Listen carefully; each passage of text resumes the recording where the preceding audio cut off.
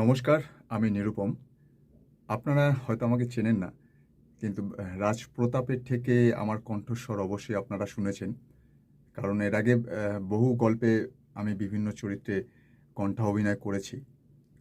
তো আজ ২৫শে বৈশাখ রবীন্দ্র জয়ন্তী। তো কবিগুরু রবীন্দ্রনাথ ঠাকুরের জন্মদিন উপলক্ষে আজ রাজপ্রতাপের থেকে কবিগুরুর একটি অনুনাটক উপস্থাপিত হতে চলেছে, রোগীর বন্ধু। আহ, আপনারা শুনে জানাবেন কেমন লাগলো। কারণ আমাদের সিজন 9 মানে পাসিং শো সিজন 9 তো চলছেই।